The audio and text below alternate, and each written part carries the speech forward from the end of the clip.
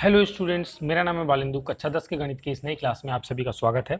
निर्देशांक ज्यामिति का चौथा लेक्चर है ये। अगर बाकी के 3 नहीं किए हैं तो पहले उनको कर लीजिए, फिर यहाँ पे आइए, आपको अच्छे से समझ में आएगा।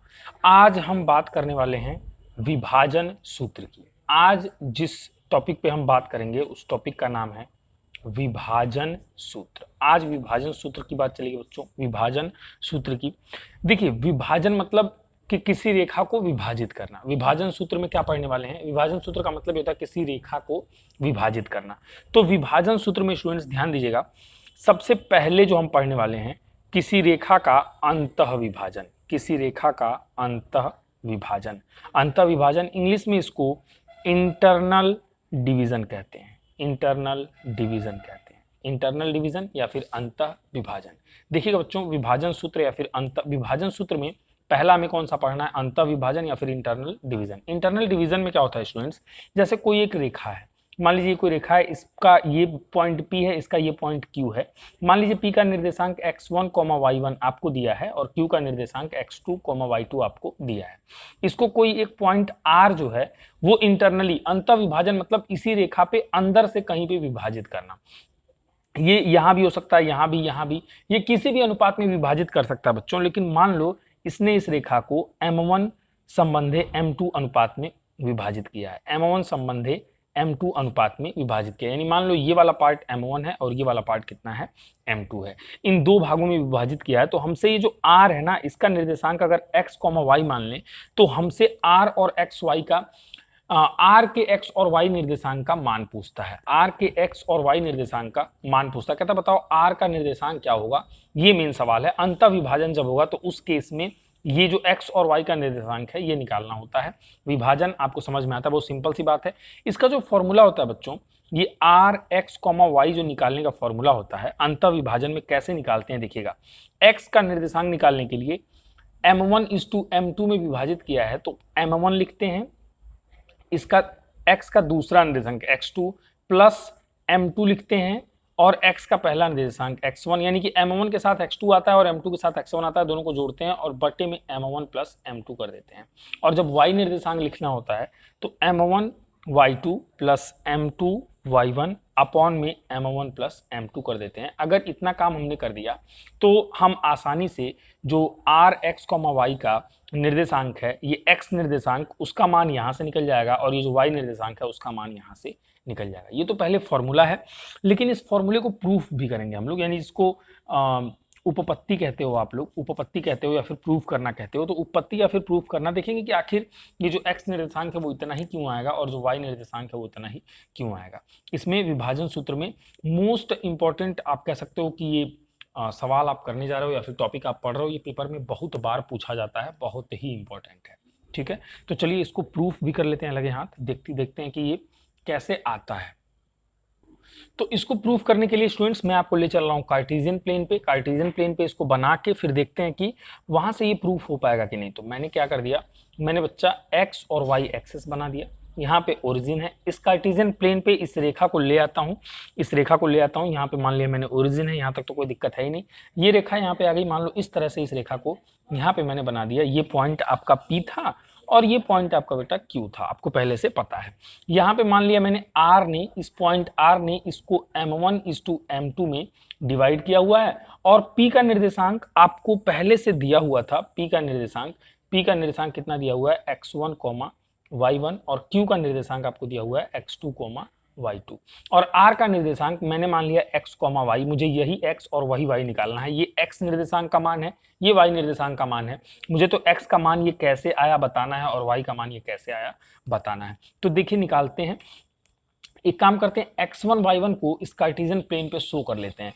तो यानी कि इसने x एक्सिस को पॉइंट P ने जहां पे कट किया होगा वो x1 होगा, तो इस पे एक लंब डाल देते हैं। यहाँ से इसने यहाँ पे x एक्सिस को कट किया, यानी कि ये x1 होगा। यहाँ से यहाँ तक ये कितना होगा?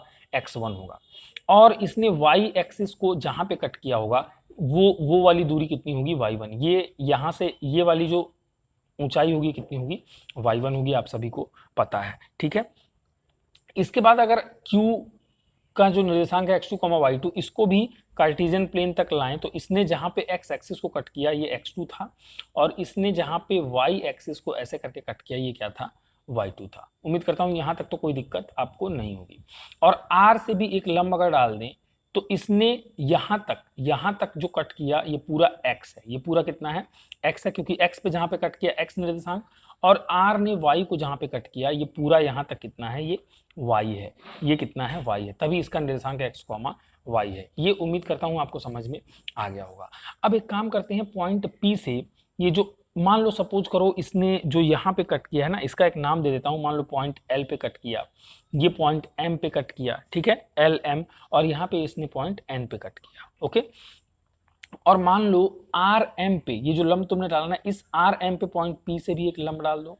तो इसने इस पॉइंट पे इसको कट किया, इसका भी एक नाम दे दो, सपोज करो ये नाम है H, मान लो ये क्या है H, और इस पॉइंट से R से इस पे भी एक लंब डाल दो Q N पे, मान लो इसने इसको यहाँ पे कहाँ पे कट किया, K पे, मान लो कहाँ पे कट किया, K पे। तो ऐसा मैंने चूंकि पहले क्या किया, x1 y1 को, x2 y2 को और xy को इस कार्टेशियन प्लेन पे डॉट डॉट डॉट लाइन से दिखाया, किसने कहाँ पे कट किया, वो सारी दूरी मैंने बना लिया। अभी तक कुछ भी नया नहीं किया। नया क्या किया, P से एक लंब डाला R M पे जो H पे कट करता है, और Q N पे एक R से लंब डाला जो कि K पे कट करता है। अब यहाँ पे बच्चों आपको दो त्रिभुज दिख रहे होंगे, एक तो RHP दिख रहा होगा, RHP एक त्रिभुज, और एक QKR दिख रहा होगा, एक और त्रिभुज दिख रहा होगा, और एक त्रिभुज आपको दिख रहा होगा, त्रिभुज QKR, है ना। ये दो ट्रायंगल, या एक तो ये वाला और एक तो ध्यान से देखिएगा ये वाला, ये दो त्रिभुज दिख रहे होंगे, और ये RHP और QKR ये कैसे हैं, समरूप हैं। कैसे हैं बेटा, समरूप हैं। समरूप मतलब दिखने में एक जैसे हैं, क्योंकि P से H तुमने लंब डाला है तो यहाँ 90 अंश बनाया होगा, और R से K ने लंब डाला है तो 90 अंश, दोनों समकोण हैं, समरूप हैं, समरूप हैं। तुम कह सकते हो ये दोनों कैसे हैं, समरूप हैं, ये दोनों समरूप हैं। बेटा इसको ऐसे भी लिख सकते हो कि त्रिभुज RHP समरूप है किसके, त्रिभुज QKR से, ठीक है। जो विज्ञान की क्लास मुझसे कर रहे होंगे उनको समरूप का एक कॉन्सेप्ट मैंने बताया होगा, फिर से बता दे रहा हूं कि समरूप में जब दो त्रिभुज समरूप होते हैं तो उनके लंब का, आधार का और कर्ण का जो अनुपात होता है वो आपस में बराबर होता है। लंब का, कर्ण का और आधार का जो अनुपात होता है बेटा वो आपस में कैसा होता है, बराबर होता है, बिल्कुल आपस में बराबर होता है। तो उस ये वाला, ये दोनों चूंकि समरूप हैं, अगर समरूप हैं तो मैंने आपको बता दिया, समझा दिया कि क्या होगा, इनके लंब का यानी कि इससे इसका अनुपात, इसके आधार का यानी इससे इसका अनुपात, और इसके कर्ण का यानी इससे इसका अनुपात आपस में कैसा होगा, बराबर होगा। ये कॉन्सेप्ट आपको जरूर याद होना चाहिए, अगर ये याद नहीं है तो फिर मामला गड़बड़ हो जाएगा। और ये फिजिक्स में भी मैंने आपको बताया मेरी क्लास में, और आज यहाँ गणित में भी समझा दिया मैंने, ध्यान रखिएगा। तो उसी कॉन्सेप्ट को यहाँ पे मैं लगाता हूँ, तो मैं क्या लिखूंगा, अगर मैं लिखना चाहूँ तो मैं क्या लिखूंगा, आधार इसका अगर लिखूं तो PH बटे, इसका आधार क्या है, RK है, PH बटे RK बराबर होगा लंब के अनुपात के, यानी कि RH बटे इसका लंब क्या है, QK है, तो QK के, और ये बराबर होगा किसके, कर्ण के अनुपात के, यानी PR से RQ के, PR से RQ के, ये अनुपात के बराबर होगा। ये लिख सकते हैं, हाँ तुम कहोगे सर लिख सकते हैं। अब इसके बाद इसमें देखो थोड़ा सा तुम्हें दिमाग लगाना है, अगर PH दूरी को लिखना हो, P से H ये वाली दूरी को अगर लिखना हो बेटा, तुम देखो कि ये पूरी दूरी कितनी है, x है, और इतनी जो है वो क्या है, x1 है। तो जो बच गया, ये जो बच गया ये x माइनस x1 है, और वही PH है, P से H, तो PH की जगह पे मैंने रख दिया x माइनस x1 बटे, x माइनस x1 रखा बटे RK, R से K कहाँ पे है, R से K, ध्यान से देखना, यहां तक, यहां से पूरा यहां तक x2 है, यहां तक क्या है, x2 है, और यहां तक x था, पूरा x2 है और यहां तक x था, तो जो बच गया वो कितना बच गया, x2 माइनस x बच गया। तो RK का मान कितना हो जाएगा, x2 माइनस x हो जाएगा। ये बराबर होगा किसके, ये बराबर होगा किसके, बराबर होगा, देखिएगा ध्यान से, RH लंबाई को भी नाप सकते हो, RH को, RH ये छोटी सी लंबाई है बेटा, देखना RH ये लंबाई है, ये लंबाई R से H ये लंबाई है, और ये लंबाई निकालने के लिए ये पूरा कितना है, पूरा तो y1 है, पूरा क्या है, पूरा यहाँ पे देखो, यहाँ पे बना, सॉरी पूरा यहाँ पे बनाया मैंने, ये पूरा y है, ये पूरा कितना है, y है, ओरिजिन से O से ये पूरा यहाँ तक कितना है, y है, और ये कितना है, ये y1 है। ये पूरा देखो, अगर नहीं समझ पा रहे हो, R का निर्देशांक y है ना, तो तो ये पूरी लंबाई y के बराबर, और इतनी ये लंबाई किसके बराबर, ये लंबाई देखो यहाँ पे y1 के बराबर। तो ये पूरा y इतना y1, तो जो बच गया कितना बच गया, y माइनस y1 बच गया बटे q से k कितना बचा, q से k यानी कि ये वाली लंबाई, ये वाली।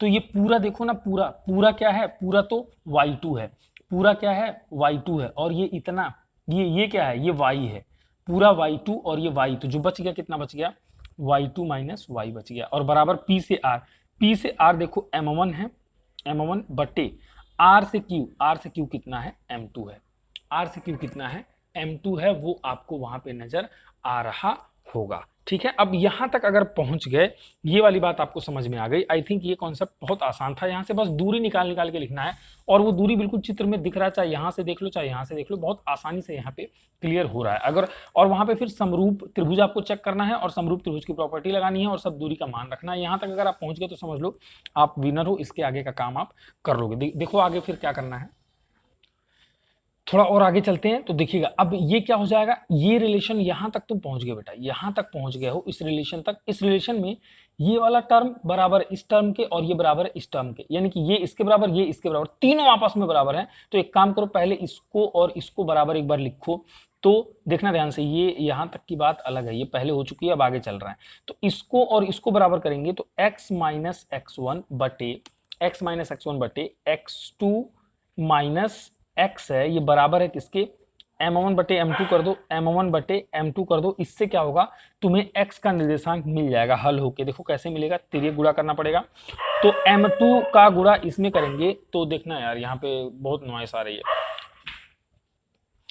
तो यहाँ पे तिर्यक गुणा करोगे तो ये m2 से इसमें गुणा करोगे तो ये देखो ध्यान से, m2x माइनस m2x1 बराबर हो जाएगा, m1 से इसमें गुणा कर दो तो m1x2 माइनस m1x के।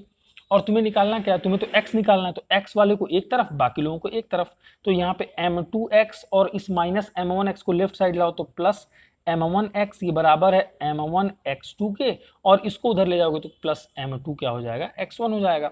अब यहाँ से x कॉमन ले लो, तो x कॉमन लोगे तो यहाँ पे क्या बचेगा, m2 प्लस यहाँ पे क्या बचा, m1, और ये बराबर में ये बचा हुआ है m1x2 प्लस m2x1। यहाँ से x बराबर क्या लिख सकते हो, x बराबर m1x2 प्लस m2x1, और बटे में क्या आ जाएगा, ये m2 प्लस m1 है, अच्छे से लिख दो तो m1 प्लस m2। तो यहाँ से देखो x निर्देशांक यहाँ निकल के आ गया। और थोड़ी देर पहले मैंने आपको यहाँ पे याद करवाया था, बताया था कि अंतः विभाजन में x निर्देशांक इसी फॉर्मूले से निकलेगा, पहले m1 के साथ x2 और m2 के साथ x1 दोनों को जोड़ के बटे m1 प्लस m2। यहाँ पे ये चीज फॉर्मूला प्रूफ हो गया, और y का भी ऐसे ही प्रूफ हो जाएगा। स्क्रीनशॉट ले लेना, इसको लिख लेना, ठीक है, आराम से। फिर चलो आगे चलते हैं हम एक और रिलेशन। अब इस बार इन दोनों को आपस में बराबर करेंगे, इन दोनों को आपस में क्या करेंगे, बराबर करेंगे। बराबर करने के बाद हम प्रूफ कर पाएंगे कि y निर्देशांक भी जो मैंने बताया है ये m1y2 plus m2y1 upon m1 plus m2 होगा। करते हैं इसको भी, तो उन दोनों को बराबर करके लिखेंगे तो लिखेंगे बेटा y माइनस y1 था बटे y2 माइनस y था, और ये बराबर लिखना था मुझे m1 बटे m2 के। यहाँ से y निर्देशांक निकल के आ जाएगा। देखो कैसे निकलेगा, यहाँ से भी तिर्यक गुणा करोगे, तिर्यक गुणा करोगे तो ये हो जाएगा y m2 minus y1 m2 बराबर m1 y2 minus m1 y निर्देशांक निकालना है तो y को एक साथ, बाकी लोगों को एक साथ, तो y m2 इसको लेफ्ट साइड लाओ तो प्लस m1 y बराबर m1 y2, और इसको राइट साइड ले जाओ तो प्लस में y1 m2 हो जाएगा।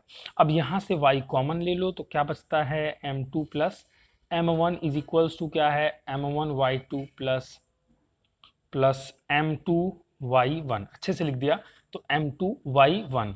यहाँ से y निर्देशांक निकल के आ जाएगा m1 y2 plus m2 y1 बटे, इस पूरे को बटे में लाओगे तो अच्छे से लिख दो तो m1 प्लस m2। यहाँ से कौन सा निर्देशांक निकल गया, y निर्देशांक आपका निकल गया। तो x निर्देशांक और y निर्देशांक का यही फॉर्मूला होता है, और इस तरह से आप अंतः विभाजन में, कौन से विभाजन में, अंतः विभाजन में x और y के निर्देशांक निकाल सकते हैं। ये फॉर्मूला बिल्कुल आपको याद होना चाहिए। इसके ऊपर एक दो सवाल भी करेंगे तो ये फॉर्मूला और क्लियर हो जाएगा। अभी उम्मीद करता हूँ आपको बातें समझ में आई होंगी। कमेंट कर देना समझ में आ रहा है कि नहीं आ रहा है, थोड़ा सा एक बार बता देना कि हाँ सर मैथमेटिक्स समझ में आ रहा है, ठीक चल रहा है, नहीं चल रहा होगा तो वो भी बता देना। तो उम्मीद करता हूँ यहाँ तक तो समझ में आ ही गया होगा, बता देना आप कमेंट करके। इसके पहले मैं आपको दिखाना चाहता हूँ एक बार कि हमने शुरू किया था, क्या पढ़ना शुरू किया था, विभाजन सूत्र। शुरू क्या किया था पढ़ना, विभाजन सूत्र। और विभाजन सूत्र में पहला हमने कौन सा पढ़ा, अंतः विभाजन। उसके बारे में पूरा डिटेल में पढ़ा, पूरा उसको प्रूफ किया, उत्पत्ति वगैरह की। इसके बाद हमारे सिलेबस में बाह्य विभाजन भी है कि बाह्य विभाजित अगर कोई बिंदु करती है किसी रेखा को, तो उस बिंदु का निर्देशांक क्या होगा, एक्स वाई कैसे निकालेंगे, वो भी पूछता है। लेकिन बेटा उसका प्रूफ वगैरह, उपपत्ति वगैरह करके हमें सेम ऐसे ही जैसे ये प्रूफ किया ना, जैसे ये प्रूफ किया ऐसे ही बाह्य विभाजन वाला भी प्रूफ कर सकते हो, आराम से उपपत्ति दे सकते हो। दूरी वगैरह का खेल है, त्रिभुज वगैरह का समरूप वगैरह याद रखना हो जाएगा, लेकिन जरूरत नहीं है।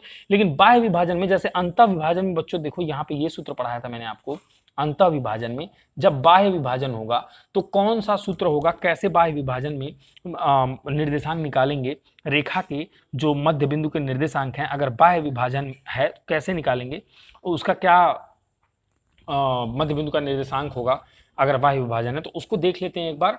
वो अगर एक बार तुमने कर लिया तो आगे जो है आपका काम आसानी से विभाजन का खत्म हो जाएगा, विभाजन सूत्र दोनों हमारा क्या होगा, खत्म हो जाएगा। तो आइए देखते हैं बाह्य विभाजन। तो अब आइए देखते हैं कौन सा विभाजन, बाह्य विभाजन। एक हेडिंग डालना है, बाह्य विभाजन। बाह्य विभाजन वो भी M1 संबंधी M2 के अनुपात में विभाजित कर रहा है किसी एक रेखा को, लेकिन इस बार जो विभाजन है वो बाह्य विभाजन है, अंतः विभाजन नहीं है। जो जैसे एक रेखा होती थी, वहां पे एक रेखा होती थी, हम क्या करते थे अंतः विभाजन में, क्या करते थे, एक रेखा होती थी, बोलते थे यहाँ पे एक रेखा है, इसको यहाँ पे R ने अंतः विभाजित कर दिया।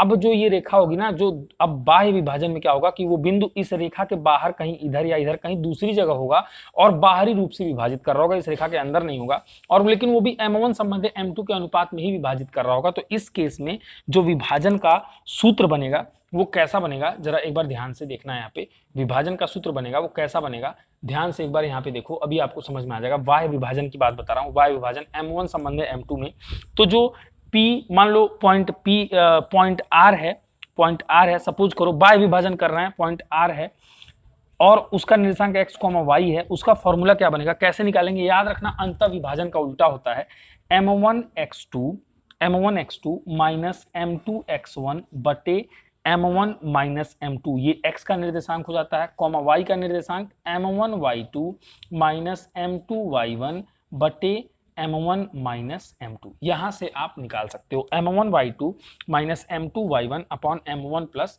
m2। जब बाह्य विभाजन होगा m1 संबंधी m2 में विभाजित करेगा, दो बिंदुएं दी होंगी, उनका निर्देशांक x1 y1 x2 y2 दिया होगा।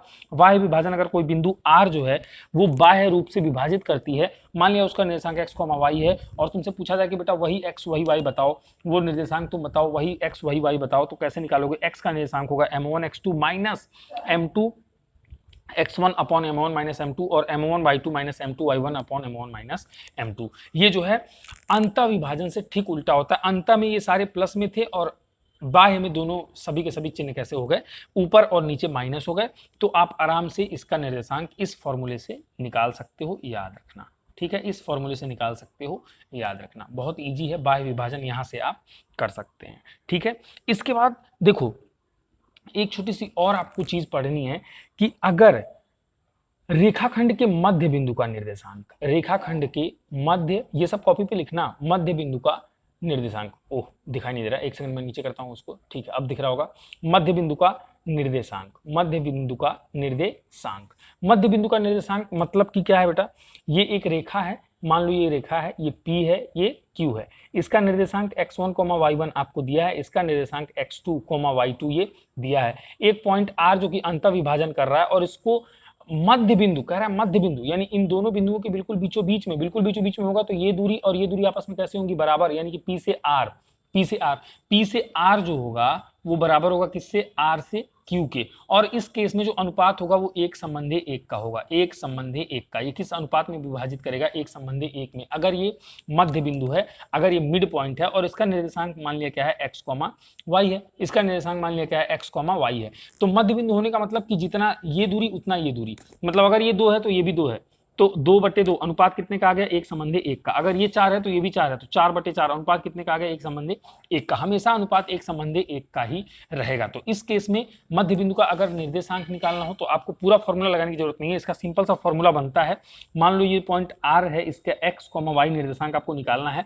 अगर नियम से निकालो तो कैसे निकालोगे, m1 जो कि 1 है गुणे m1 x2 m1x2 plus m2 1 है गुड़े m2x1 upon m1 plus m2 यानी 1+1 ये कितना आ जाएगा, x निर्देशांक बराबर कितना आ जाएगा, x निर्देशांक यहाँ से आ जाएगा x2 में 1 से गुणा होगा तो x2 प्लस x1 में 1 से गुणा होगा तो x1 बटे 1 1 2 यानी x1 प्लस x2 बटे 2। x निर्देशांक बेटा यहाँ पे कितना आ गया, x1 प्लस x2 बटे 2। ऐसे ही y निर्देशांक निकालोगे तो वो आ जाएगा y1 प्लस y2 बटे 2।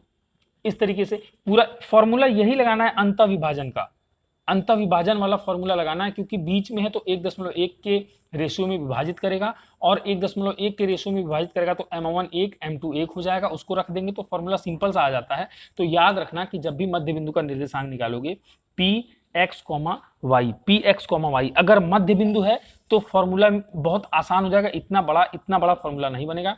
क्या बनेगा, x1 plus x2 upon 2 x निर्देशांक और y1 plus y2 upon 2 y निर्देशांक, y1 plus y2 upon 2 y निर्देशांक। इस तरह से आप आसानी से चीज़ों को हैंडल कर सकते हो, इस तरह से आप निर्देशांक मध्य बिंदु के निर्देशांक वगैरह निकाल सकते हो। उम्मीद करता हूँ आपको ये फॉर्मूला समझ में आया होगा। आज हमने समराइज कर देता हूँ पूरी क्लास को, 3 चीज़ें पढ़ी हैं।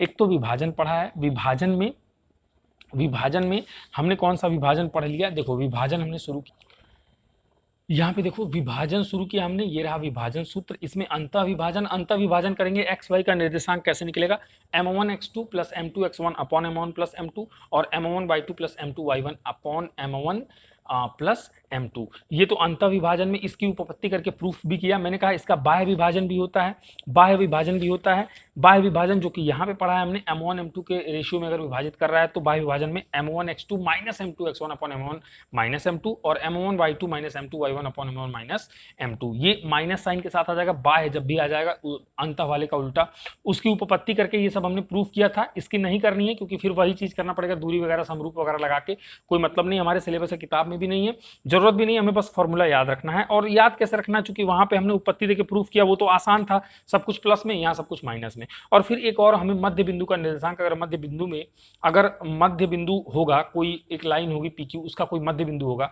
तो मध्य बिंदु का जब भी निर्देशांक पढ़ेंगे मध्य बिंदु का, तो होगा ये कि मध्य बिंदु में 1.1 के रेशियो में डिवाइड करेगा, क्योंकि ये ऐसी आर एक ऐसी बिंदु होगी जो इस पूरी रेखा को 2 बराबर भागों में बांट रही होगी। तो ये हिस्सा जितना उतना ही ये हिस्सा, और ये हिस्से के लिए क्या करना पड़ेगा तुम्हें, ये अगर 10 तो ये भी 10 अनुपात 1 संबंध 1 का, तो m1 m2 1 1 हो गया।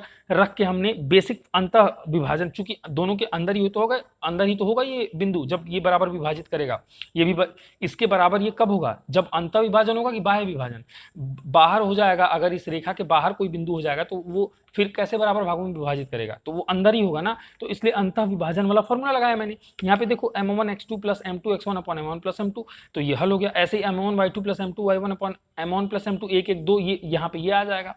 और बार बार मैं कह रहा हूँ कि वो अंतः वाला फॉर्मूला मध्य बिंदु का निर्देशांक लगाने के लिए क्यों लगाया जाए, चुपचाप आराम से px, y हम निकाल सकते हैं। कैसे, याद रखेंगे x1 प्लस x2 x का निर्देशांक जोड़ के आधा और y का y1 प्लस y2 y का निर्देशांक जोड़ के आधा, यहाँ से वो निकल जाएगा। तो आज की क्लास में इतना ही रखते हैं। इसके कुछ एक एग्जांपल्स और कुछ एक अच्छी चीज़ें और भी डिफरेंट टाइप्स ऑफ क्वेश्चन, इसी अंतः विभाजन पे कई सारे टाइप के अलग अलग क्वेश्चन आते हैं, जैसे कि संरेखीय वाला और भी टाइप होता है इसमें, तो वो करेंगे हम लोग नेक्स्ट क्लास में, वो सारे टाइप देखेंगे और उसके बाद फिर 6.3 लगाने का प्रयास करेंगे। अगर 6.2 तक अभी तक आपने पूरा हल नहीं किया है, पूरा आप लगाए नहीं है, तो जल्दी से आपके पास टाइम है उसको लगा लीजिए और आज का पूरा नोट्स आप तैयार कर लीजिए। बाकी की बातें करेंगे नेक्स्ट क्लास में। Thank you for watching.